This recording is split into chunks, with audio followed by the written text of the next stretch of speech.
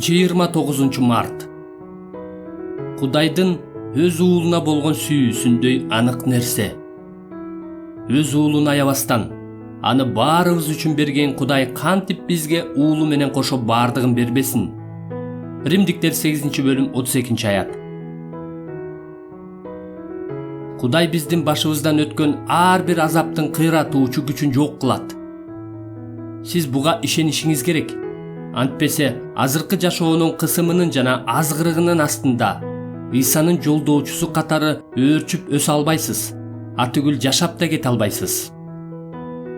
Бул жашоо көптөгөн азаптарга, тоскоолдуктарга, көңүл чөгүүлөргө, карама каршылыктарга жана кысымдарга толуу. Эгер кудуреттүү Кудай ар бир тоскоолдукту, ар бир көңүл чөгүүнү, ар бир карама каршылыкты, ар бир кысымды жана азапты алып, аларды кыйратуучу күчүнөн ажыратып, өзүндөгү кубанычтын көбөйүүсү үчүн колдонооруна ишенбегенде, мен кимге кайрылар элем, эмне кылар элем билбейм.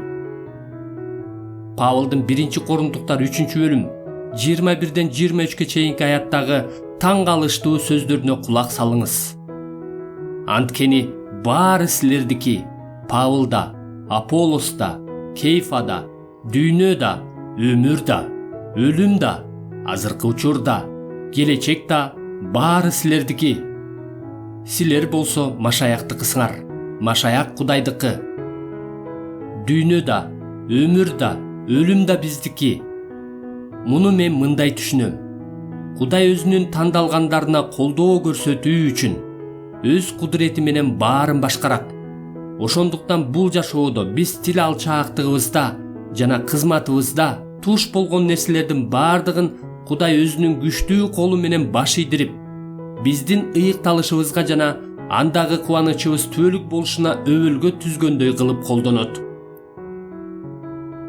Эгерде Кудай биз тарапта болсо жана Кудай болсо, анда бизге каршы багытталган эч нерсе ийгиликке жетишпей тургандыгы анык.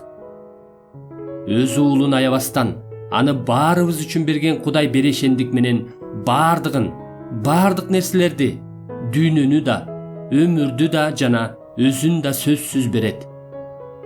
Римдиктер 8-бөлүм 32-аят эң баалуу достун үлгүсүн көрсөтөт. Кудайдын келечектеги ырайым жөнүндөгү убадасы сөз менен сүрөттөп бере албагандай укмуш.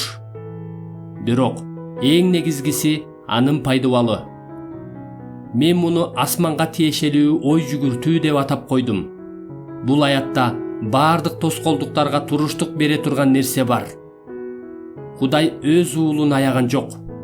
Демек, асманга тиешелүү ой жүгүртүүгө ылайык Ыйса өз өлүмү менен бизге эмнени алып берген болсо, Кудай ошонун бардык нерселерди, бардык жакшылыктарды бергенге жана бардык жаман нерселерди бизге жакшылык алып келгендей кылып колдонгонго аракетин андан бетер жумшаары анык.